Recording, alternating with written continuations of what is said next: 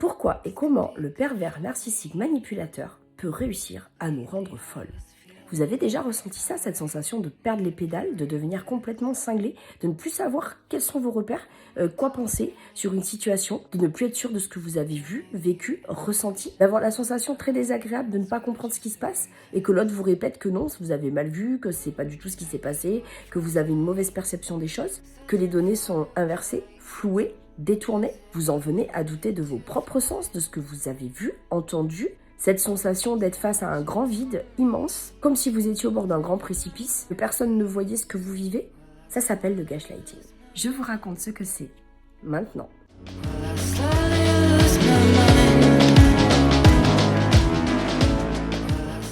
Ça consiste en une inversion des rôles, coupable, victime. L'objectif de l'abuseur est de supprimer les réactions d'autodéfense de sa victime pour échapper aux sanctions qui lui sont dues. Cela lui permet également de reproduire ses abus beaucoup plus facilement.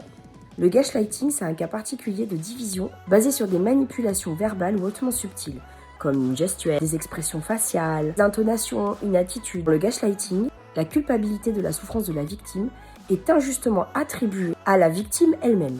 C'est-à-dire que les rôles sont totalement inversés. Le bourreau devient la victime et la victime se transforme en bourreau. Vous êtes la seule à réaliser à quel point vous avez perdu votre vie, vos repères, à quel point la situation est complètement détournée. Et on vous dit des choses tellement ahurissantes que vous en perdez votre latin, vous en perdez votre calme et vous devenez quelqu'un que vous ne reconnaissez pas. Vous devenez fou. J'ai déjà fait des rêves comme ça, où j'étais seule dans une pièce, où je le voyais torturer notre fille au fond de la salle. Je hurlais dans la pièce, je hurlais, j'essayais de montrer à tout près à tout le monde qu'est-ce qui se passait, qu'est-ce qu'il était en train de faire à notre fille. Et rien, personne ne réagissait, personne ne voyait rien. Et c'était vraiment l'enfer. Et je me réveillais en sueur, en larmes, dans des états pas possibles. Et à côté de ça, paradoxalement, je faisais des rêves où je les tripais. Je lui arrachais les yeux et je prenais du plaisir à ça. Et là, je me réveillais en me disant, mais mon Dieu, mais Magali, mais toi qui as toujours été bienveillante dans la communication, dans la tolérance, comment est-ce possible que t'en viennes à faire des rêves comme ça et à prendre du plaisir à le torturer? Je devenais, dans mes rêves, je devenais un monstre. Et puis le pire, c'est que dans mes rêves, je devenais un monstre, mais j'en rêvais, je rêvais de le faire réellement, tellement il me rendait folle et tellement il nous faisait du mal. Et là, je me reconnaissais plus moi-même.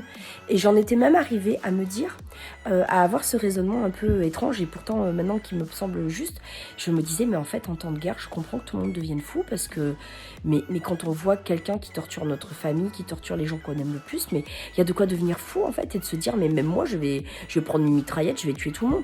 J'ai compris qu'en temps de guerre, en fait, ça jouait sur des mécanismes comme cela, en fait, où la folie rentre dans la vie de tous les jours, où la folie rentre par la violence, et où on n'a plus aucun repère, et où finalement on se rend plus compte de ce qui se passe. C'est juste la douleur qui prend le pas sur tout le reste.